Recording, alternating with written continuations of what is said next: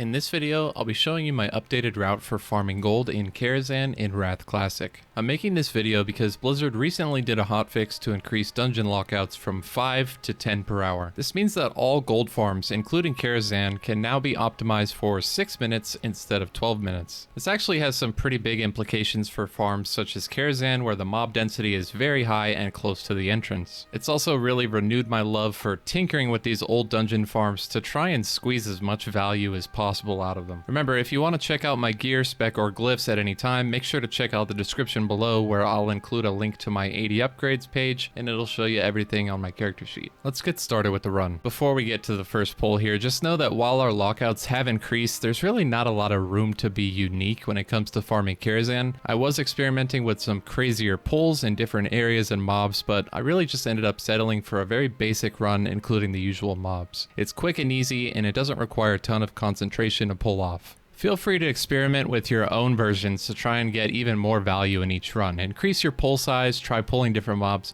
see what works for you. Our main goal here is to just pull as many mobs as we possibly can within 6 minutes. We're going to get started here with a big pull starting in Moreau's dining room and through this little dancing hall area where we end up in the staircase to kill all the mobs. It happened kind of fast there, but once you have all the mobs in Moreau's room pulled, you'll want to rocket boots away through the dance hall and use your Consecration and Holy Wrath abilities as your pulling tools. I also usually wear 2 pieces of T9 in order to get a lower cooldown on my Hand of Reckoning ability, because it's a really nice thing to have when you're dealing with these groups of mobs that are far apart. During the first kill phase here, I like to pop wings and try to find these high health targets to heal off of with Seal of Light. Usually the Phantom Valets are the ones that I go for first, and then the other colored nameplates you can see here are the other targets I try and grab. Occasionally you will get a skeletal waiter in your pull, in which case you need to kill him first, because if he debuffs you, then you're going to turn into a skeleton and you're pretty much going to die instantly. You can try and maintain your Libram of Valiance proc if you have it, otherwise just stick to Seal of Light for this pull. I tend to use a lot of DPS gear to increase my damage, so my avoidance is really low here, but if you find good targets to heal off of, then it shouldn't be a problem. If you have any difficulty with this pull, you can always break it up into 2 smaller pulls. I always finish the usual run in about 4 minutes, so you definitely have some time to spare if you have bad gear. Just remember your main goal is to get out of here in 6 minutes total.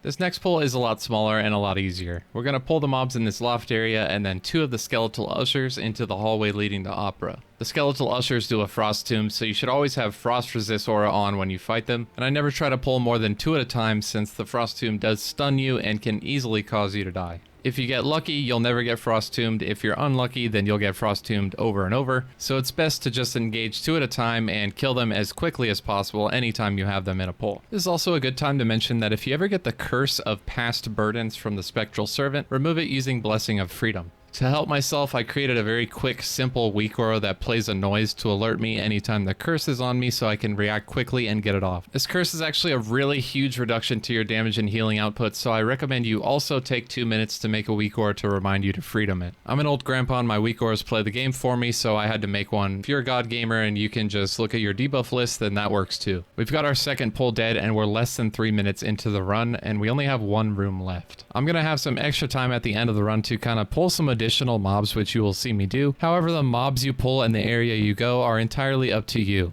In the third pull, I add a little bonus in. Thanks to Blizzard's insane teleport mechanics, you can actually throw a grenade up to the balcony above to get a few extra mobs. There is a patrol that goes back and forth on the balcony that you can grab if you wait until it gets to one of the stationary packs and then you throw the grenade. It's not much, but it is honest work. I recommend you actually throw the grenade before you grab the big group of mobs in the middle, unlike what I did here, because it does have a cast time during which you won't be able to avoid any attacks, and that can be kind of dangerous when you have all these mobs. Just like before, kill the skeletal usher first and then go ahead and just kill the rest of the mobs. My gold tracker at the bottom of the screen is currently set up to display vendor prices only, as one of the most common questions I get when I post videos like this is how much raw gold do I pick up? I generally make much more than what is displayed on the gold tracker here because first, I am an enchanter, so I do disenchant a lot of the greens and epics and sell the mats on the auction house. And secondly, I usually do try to sell the better itemized greens as well, especially with the inclusion of the random dungeon finder. A lot of the times you can find buyers for these better optimized greens like spell damage or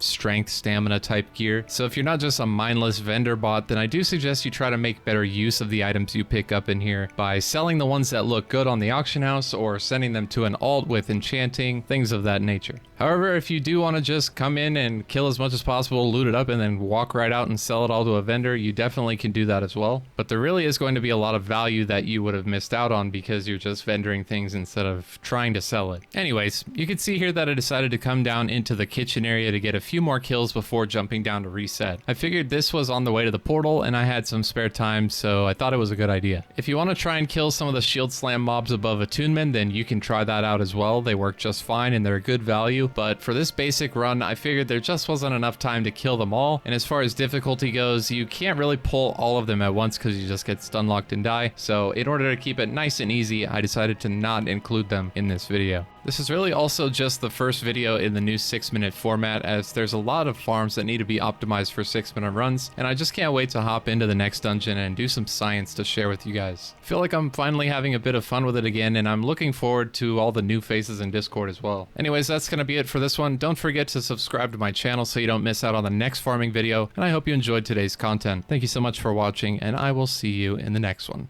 Peace.